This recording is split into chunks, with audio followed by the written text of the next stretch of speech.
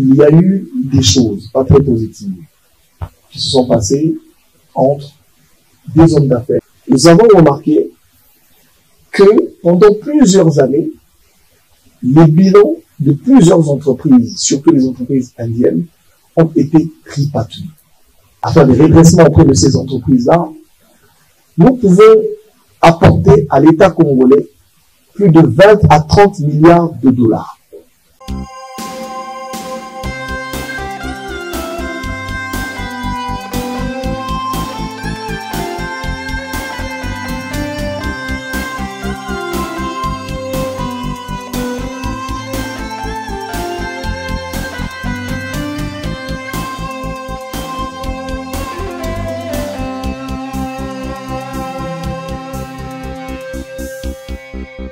Il y a eu des choses pas très positives qui se sont passées entre deux hommes d'affaires congolais, étrangers surtout, et Niger. En particulier, comme je disais, le chef de service.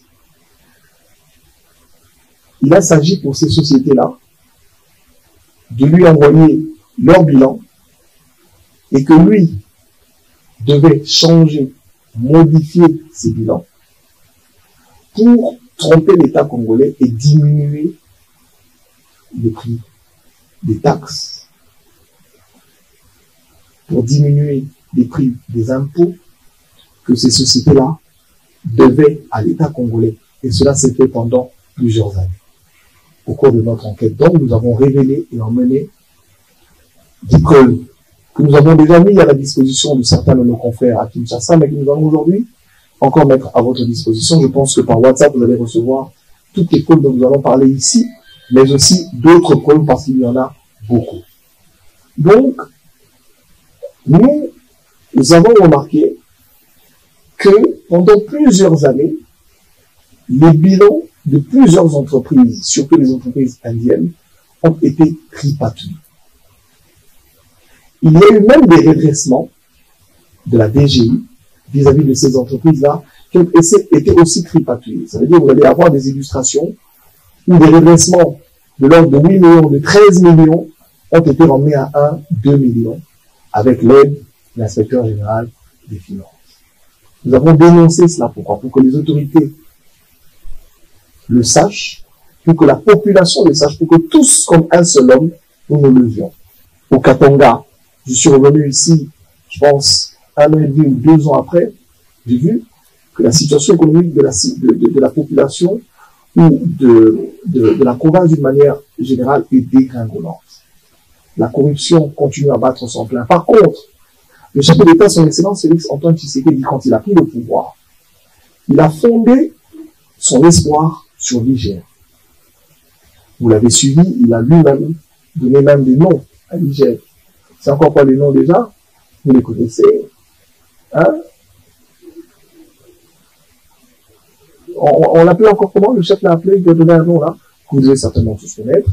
Donc, c'était un peu lui, le militaire du chef, celui qui était censé de dénoncer, d'arrêter toutes ces personnes qui volent l'État. Nous avons le regret de le réannoncer encore à la population. Que la personne que nous pensions nous aider pour traquer les voleurs de la République est elle-même impliquée dans les vols, dans les fraudes fiscales. Et cela va de l'ordre de plusieurs milliers de dollars.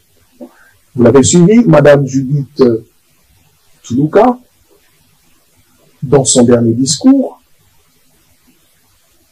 a dit que l'État devrait mobiliser un peu plus de moyens pour pouvoir subvenir aux besoins de la population. D'accord? Mais je peux vous dire qu'avec ce que nous avons découvert, si l'État s'engage à faire des redressements auprès de ces entreprises-là, nous pouvons apporter à l'État congolais plus de 20 à 30 milliards de dollars. Toutes ces entreprises indiennes, chinoises, qui pour les uns ne payent pas, qui pour d'autres payent des taxes minorées. Si l'État, aujourd'hui, se décide d'ouvrir une enquête sur une fiduciaire qu'on appelle DACO. Parce que cette fiduciaire appartient ou appartiendrait à M. Jules Aligné. Quand il est devenu inspecteur général chef de service, il a donné la fiduciaire à sa femme. Mais déjà, pendant qu'il était inspecteur des finances, il avait créé cette fiduciaire et il la contrôlait. Et je vais vous donner ici des preuves, vous allez vous rendre compte qu'il a même annulé des missions de l'IGF à l'époque. À partir de 2016, il a commencé à travailler avec ces sociétés, il a annulé des missions de l'IGF. Imaginez-vous, pendant qu'il n'était pas encore inspecteur général, il avait la puissance et la force d'annuler les missions de l'IGF. Que n'a-t-il pas fait pendant qu'il est inspecteur général chef de service? Vous allez vous rendre compte dans les mails que je vous ai partagés que tous les mails, ou beaucoup de mails partagés entre la fiduciaire qu'il a remis ensuite à sa femme, je vais revenir au document tout à l'heure, d'accord, et un autre, je pense, inspecteur comptable là-bas, vous allez vous rendre compte que tous les mails, il est mis en copie. Cela nous a emmené à penser que, regardez, nous avons une fiduciaire qui s'appelle DACO. Nous avons de l'autre côté l'IGF. Nous avons de l'autre côté les entreprises qui doivent payer à l'État. Comment se fait-il que DACO, qui reçoit des mails des sociétés privées, parce qu'il y en a beaucoup, mais ces mails, monsieur l'inspecteur général des finances est mis en copie.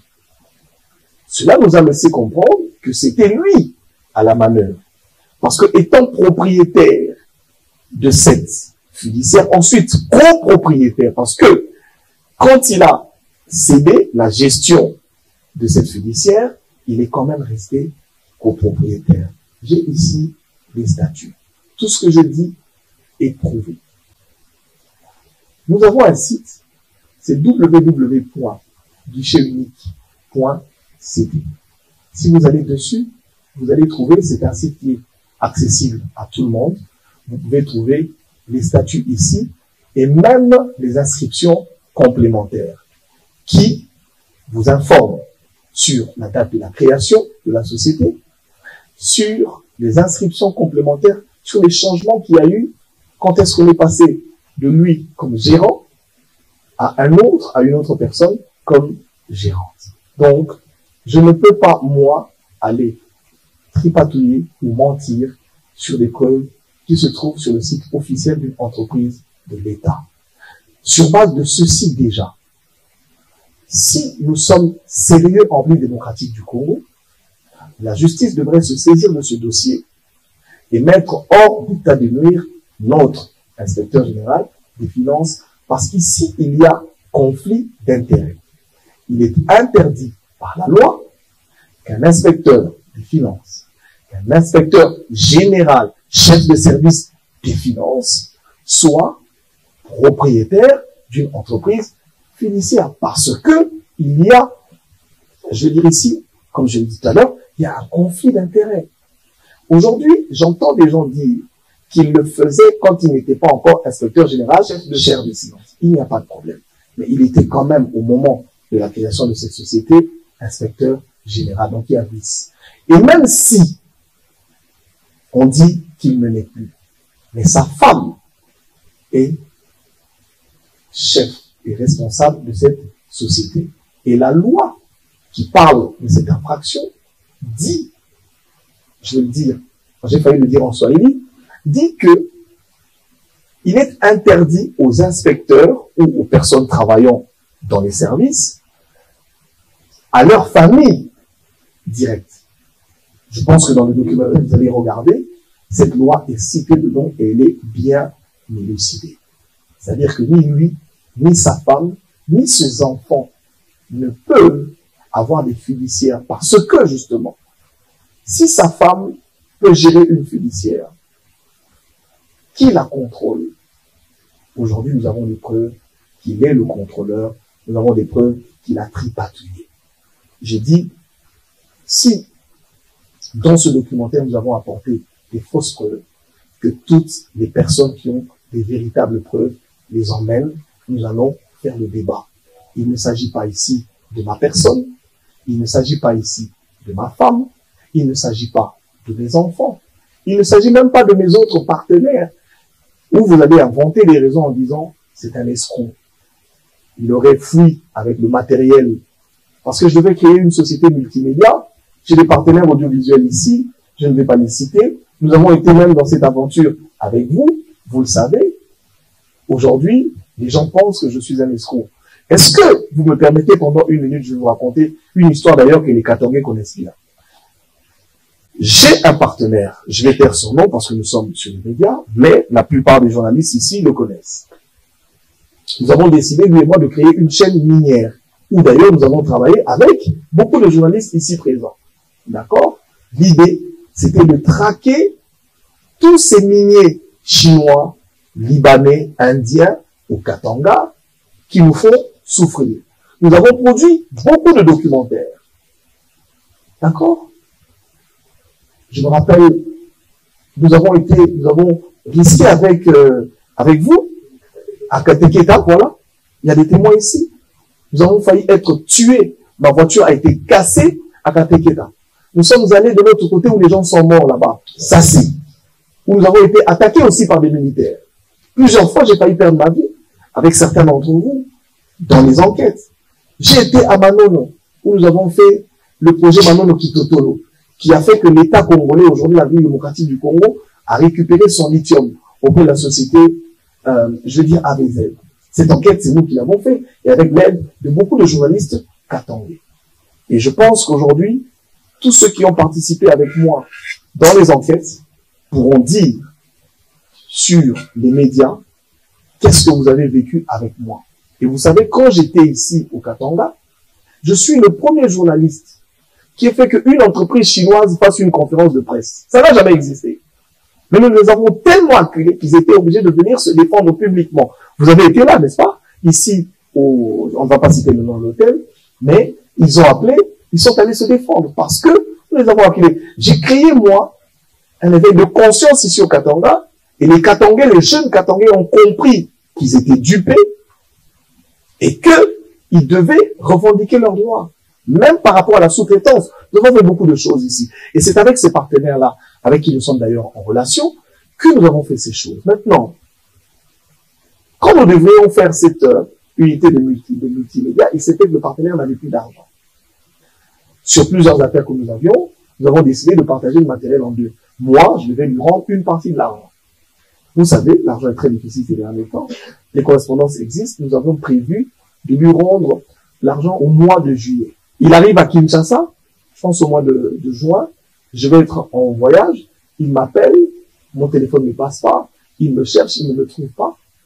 Il laisse une procuration à un de ses petits en disant, écoute, monsieur Max, il me doit de l'argent, il faudra que tu ailles réclamer cet argent. Donc le petit prend sa procuration, il va à la police, parce que, juste en passant, je vais vous dire que ce partenaire-là, c'est aussi mon beau-fils, il est marié dans ma famille.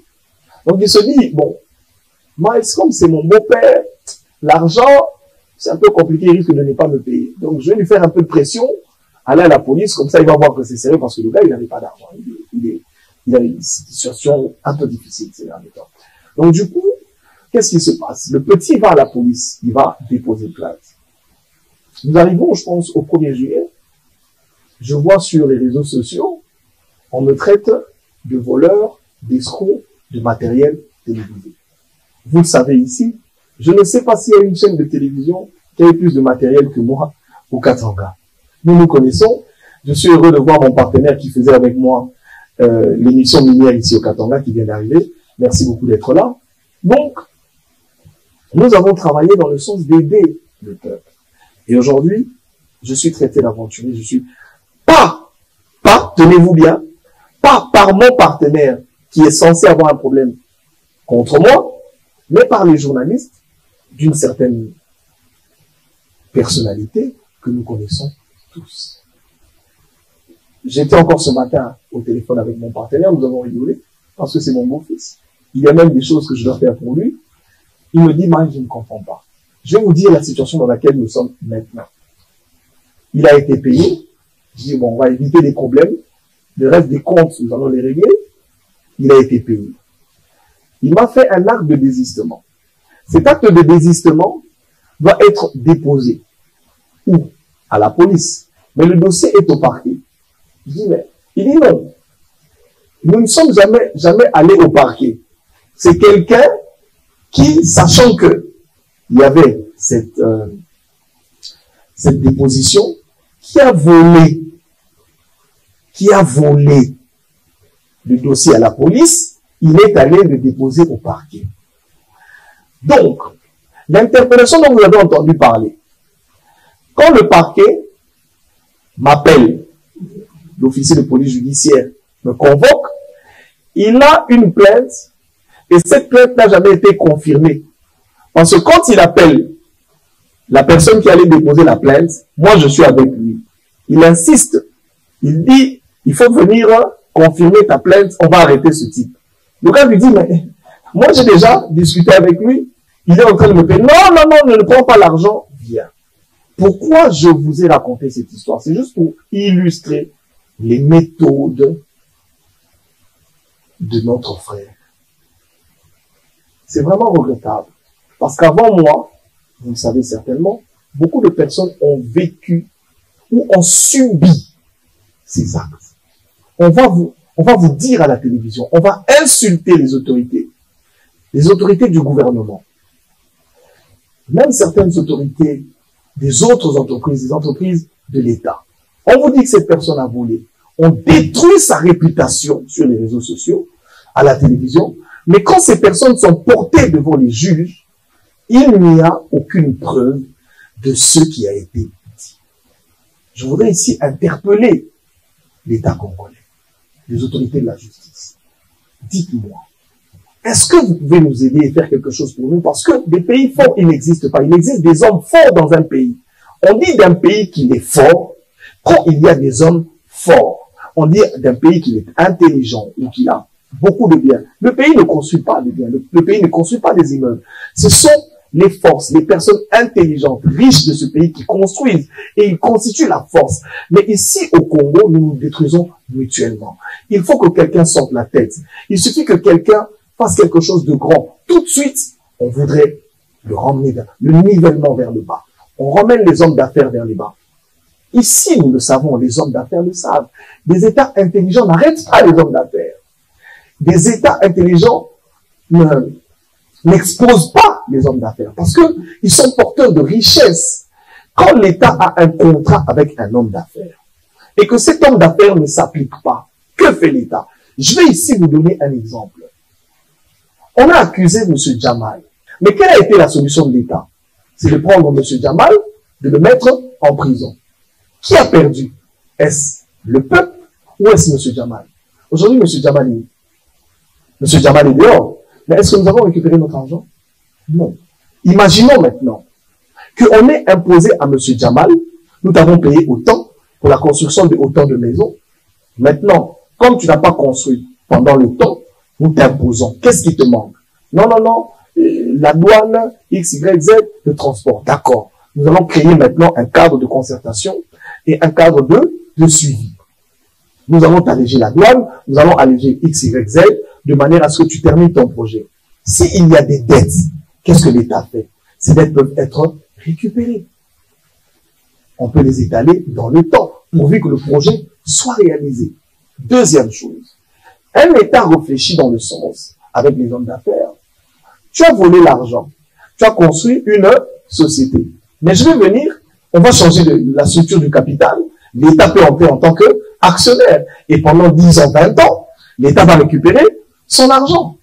L'État devient partenaire. Mais quand on arrête un homme d'affaires, on le met en prison, c'est l'État qui en sort perdant. Parce que demain ou après-demain, il va corrompre, il va sortir et l'État ne sera pas bénéficiaire. L'État ressortira encore de l'argent une deuxième ou peut-être une troisième fois pour aller réinvestir dans le même projet qui a déjà coûté. Voilà comment est-ce que nous avons beaucoup de projets qui ne sont pas terminés.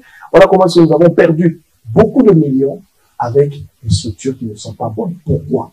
Parce que les opposants veulent que le président échoue. Lui qui, comme je disais tout à l'heure, a pensé positivement en donnant beaucoup de pouvoir à l'IGF. Il a mis l'État congolais, je vous ai dit ici, le gouvernement a mis beaucoup d'argent, même en dotant l'IGF aujourd'hui d'un immeuble, d'accord, en donnant les moyens pour que l'IGF construise un immeuble, en donnant des moyens pour que les inspecteurs des finances aient des possibilités d'aller en mission, parce que dans la volonté du chef de l'État, il était question de traquer les corrupteurs, de traquer les mauvais gestionnaires pour aider l'État congolais d'avoir un peu plus de moyens.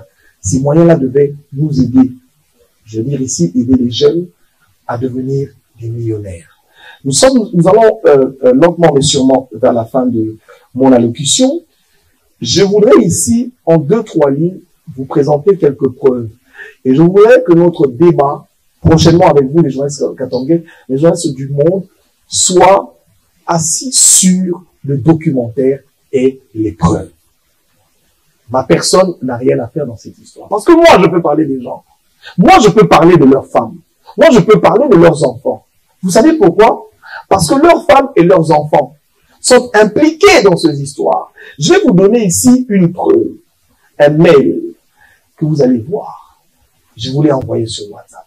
Vous allez vous rendre compte que monsieur l'inspecteur général chef des finances a reçu des billets d'avion avec lui et sa famille. Ça veut dire lui, sa femme et ses enfants. Le mail est ici.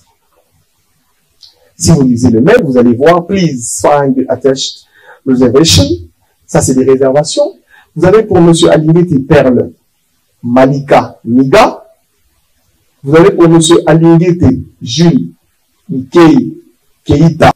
Nous avons Mukawa Alingeti Nanou Niga, sa femme. Nous avons Alingeti Manassé Joseph. Je pense que ça, c'est encore son fils. Voilà. Les billets ont été payés par une société privée. Dites-moi, vous êtes inspecteur général, chef de service. Comment est-ce qu'une société privée que vous êtes censé contrôler vous paye des billets pour des vacances aux États-Unis d'Amérique, vous et votre femme? Est-ce que si nous allons à la DGM, on ne va pas nous dire qu'à cette date inscrite dans le mail que vous allez voir, attendez, nous avons ici, le mail a été, je suis en train de voir la date, le 3 août. Je pense, si je ne m'abuse, en tout cas, c'est le 3 août 2019, à 12h49. Voilà. J'évite ici, pour des raisons particulières, de citer le nom de l'agence de voyage. Ça, c'est un mail de l'agence de voyage. Envoyé à la société qui a payé le billet. Cette société est une société privée. Comment une société privée, qui est censée être contrôlée par notre inspecteur des finances, paye des billets à l'inspecteur des finances? Dites-moi, est-ce que si je dis que ça c'est de la corruption, je fais mal ou je fais une imputation dommageable? Si aujourd'hui je suis interpellé à la justice, j'envoie ce mail. Je vais dire, en tant que Congolais, j'ai le droit de dénoncer. Parce que je ne comprends pas comment une entreprise privée, citée dans des histoires de détournement, de fraude fiscale, peut payer le billet à la personne qui est censée les contrôler. Alors qu'on me dise qu'il n'y a pas eu de tripatouillage dans leur bilan et que l'État y croit. Ça, c'est un des exemples. Je vais vous citer un autre exemple. Vous avez ici, ça c'est sur le site du guichet unique que vous pouvez retrouver sur Internet. Et après que les gens n'aillent pas dire que j'ai imité la signature parce que les signatures sont là. Vous avez ici monsieur Jules Alingeti Nkei. Vous avez madame Mukawa Nanou. Vous avez monsieur Alingeti Nkei qui a signé ici. Ce jour-là, sa femme n'était pas là. Il a signé lui-même à 2 reprises. Et vous avez monsieur Moyo Kouli. Monsieur Moyo Kouli, il est là. Voilà. Ça, c'est une autre preuve. Je voudrais parler d'un dossier qui peut vous intéresser ou qui peut nous intéresser, nous, les Katangais. En passant, dans les preuves que je vous ai envoyées, vous allez vous rendre compte que dans certains mails, vous allez lire des choses qui se sont passées avant qu'il ne soit inspecteur général, où il annulait déjà les missions de l'IGF. Vous allez voir, il a annulé, il a fait annuler, ça veut dire il a reçu, c'est bien expliqué, hein, ça veut dire il a reçu un mail de ces sociétés qui lui disent que l'IGF va nous envoyer une mission.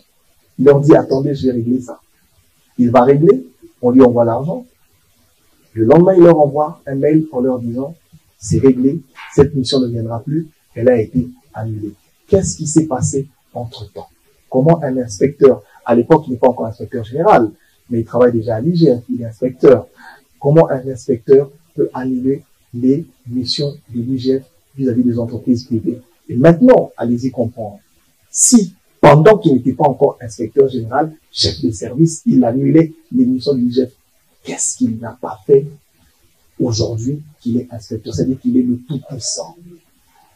Monsieur a créé ce qu'on appelle un État dans un État. Il contrôle une partie de la justice. Il y a beaucoup de juges, beaucoup de magistrats qui sont à sa solde. Je vais vous donner ici une illustration. Monsieur Nicolas Kazadi, a subi ça. On passe à la télévision. On vous dit que cet homme est un voleur qui aurait détourné de l'argent. Mais on oublie de vous dire que monsieur Nicolas Kazadi, parce que tout le malheur que je suis en train de vivre aujourd'hui, parce que les gens racontent, il m'a donné des millions.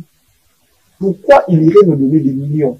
Ne donne des millions aux gens que celui qui se sent coupable. Vous me comprenez? Donc, il aurait été coupable, j'aurais reçu des millions.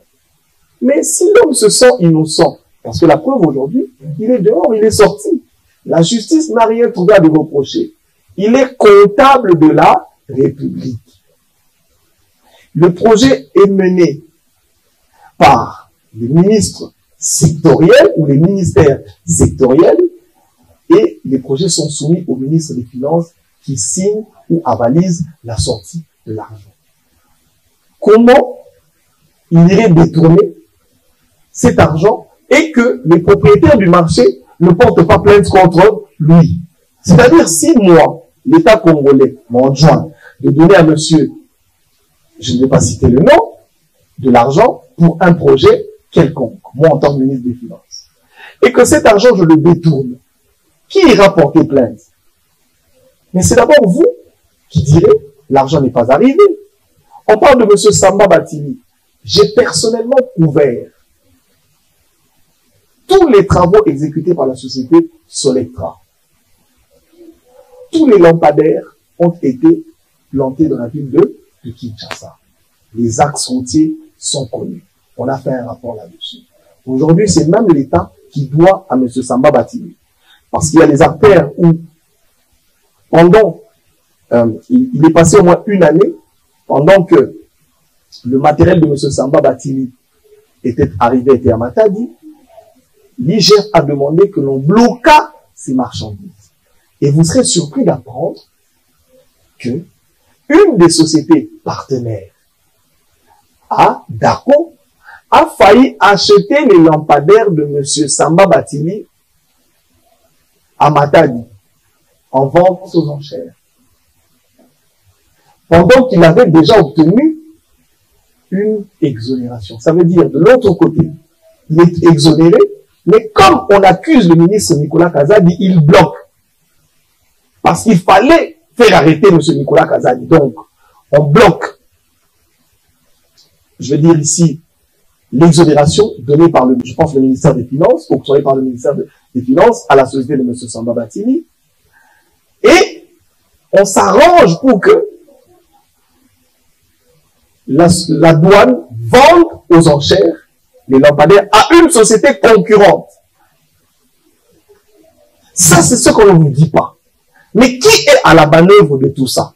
Qui contrôle la douane? Je vous ai dit, il contrôle une partie de la justice. Il contrôle aussi une partie de la douane. Vous allez apprendre que la société qui a construit aujourd'hui les immeubles qui font l'honneur et la beauté de notre capitale Kinshasa, le centre financier, cette société, son matériel est encore bloqué au moment où je vous parle à la douane, sur instruction de l'IGF. Est-ce que vous pouvez comprendre? Mais entre-temps, vous allez voir les journalistes passer, insulter, dire il y a eu vol dire il y a eu détournement, on a mis des millions, on ne voit rien. On ne voit rien pourquoi? Parce que de l'autre côté, il a instruit que l'on bloque le matériel de Milvest. C'est une honte pour la République. Vous allez vous rendre compte qu'il y a un homme comme M. Daniel Mwananteba qui a subi les mêmes actes. M. Daniel Mwananteba devait passer PCA de l'ONATRA. Mais comme il y avait le cousin de l'autre, le cousin a appelé pour dire non, non, M. Daniel Mwananteba a été accusé faussement. Il a dû fuir. C'est le jour où les élections se passent. Parce que lui, intelligent qu'il était, il s'est organisé pour qu'un autre passe. C'est le jour où les élections se terminent. Le lendemain, on appelle et on dit non, nous avons commis une erreur. Jusqu'à quand notre justice va continuer à nous mettre dans les erreurs où nous, qui travaillons pour l'État, qui travaillons pour l'honneur de la République, nous sommes en train de perdre nos réputations. Aujourd'hui, quand je passe, j'étais à une fête de mariage, les gens me regardaient comme un petit voleur. Qui ira me défendre? Qui ira parler pour moi? Jésus vient parler pour moi. J'ai oublié de dire bonjour à Jésus. Jésus, ça va? Merci, merci d'être là. Tu es toujours là, toi. Vous comprenez? Défends-moi un peu. Hein, Jéhovah Tchikenu, défends-moi. Donc, nous sommes dans un système où on ne mène pas des enquêtes, on prend un dossier, on t'incrimine, on publie ton nom, on te salit sur la place publique. Demain, tout le monde te regarde comme un voleur. Je peux citer beaucoup d'autres personnes ici, comme le ministre de l'enseignement primaire et secondaire, mon frère Tony Mwaba. Non, Tony Mwaba. Il a vécu aussi la même chose. Vous avez vu d'ailleurs un scandale qui est passé sur les réseaux sociaux, où les inspecteurs des finances étaient là-bas, il y a eu une dispute. Mais où est M. Tony Mwaba aujourd'hui? Est-il arrêté? N'est-il pas libre? Qu'est-ce qui s'est passé? Vous apprendrez qu'il y a une autre société qui voulait vendre des cartes et que M. Tony Mwaba a bloqué. Et mais comme lui, il était dans, comme disent les kilos, dans cette COP-là, il a créé des problèmes à M. Tony Mwaba. Donc, vous allez vous rendre compte qu'à chaque fois qu'il n'est pas dans un dossier, ce dossier-là doit être bloqué. On va accuser les propriétaires ou les managers ou encore tout ce qui travaille dans ce dossier de voleurs, de tripatouilleurs pour salir leur réputation. Et lui, en fait, c'est l'homme clean, c'est l'homme beau, c'est l'homme intelligent, c'est l'homme qui aime le pays, qui aime le chef de l'État, qui n'a jamais volé, il est toujours bon, il fait toujours tout bien. Et nous autres, nous sommes des voleurs. Je demande aujourd'hui, pour terminer, à l'État congolais d'ouvrir l'œil le bon sur ce dossier. Je suis prêt à me rendre à la justice pour me défendre par rapport à mon documentaire. Je suis prêt d'aller à la justice pour montrer toutes les preuves. Même les personnes qui ont témoigné dans mon documentaire ont demandé à venir en République démocratique du Congo. Faisons un débat télévisé. Faisons un procès, on l'a fait avec Vital Kamerhe. Faisons un procès télévisé, on nous appelle. Nous allons donner nos moyens de défense. Si nous avons menti contre l'IGF, contre l'inspecteur général, j'accepte qu'on nous arrête.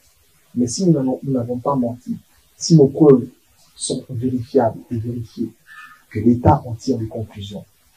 À monsieur, madame la première ministre, vous avez aujourd'hui la possibilité de vous faire de l'argent pour aider l'État congolais et le gouvernement à réaliser tous ces projets. Il y a plus de 30 milliards de dollars dans l'air en termes de réajustement, en termes de bateau, na bateau basali fraude fiscale, na bateau bayibi l'État, alors, tokenda, totuna bango, bazongisa mbongo, okozoma moyen ya politique na yo, pe okosunga bana na katanga, nzali sila. Pe ekolakisa yo, bato nini yo bakoyiba l'État, te badeni tokotia bango hors d'État de nuire. Au chef de l'État, monsieur le chef de l'État, la personne en qui vous avez fait confiance, la personne que vous avez appelée, c'est un nom qui me fait un peu mal à la tête, vous allez m'excuser. Si je le dis ici, ma pile aussi, la conférence de presse et au Kata, na question. Parce que Ngaï na yoka qui, mon chef de l'État, j'étais dans la salle. J'avais compris à travers la locution du chef de l'État une figure de style qui ne s'adressait pas à monsieur l'inspecteur général chef de service, mais cela s'adressait plutôt au tripatouilleur, babanga, va comprendre que toi, na moto aliko défendre l'État. Le chef de l'État, je suis triste de vous l'apprendre, la personne en qui vous avez fondé votre confiance n'est pas digne de confiance. Elle est en train de vous tromper. Moi, j'ai des preuves. Bobenga ngai, nakoya, nalakisa bino. Botie wana, botie ngai wana. Divolele sala, toloba. Nani aibi, nani aibi te. Makala bato bakufa akuna te. Bato bakota, ba prisonnier, babima pe ba premier ministre, babima pe ba président baali. Donc soki na kei, nani aibi si bino teke na kobima lokola Joseph. Eza eloko ya kobanga te. Nakoya na justice, mais toke na kosamba ne makambo na dossier. Oh non, balobaki boye. Oh non, balite. Ezali nde awa. Na pesi bino ba preuve, na pesi bino ba document. Moto ali na ba preuve contraire aya nango, tout samba par rapport na enquête. Je vous remercie.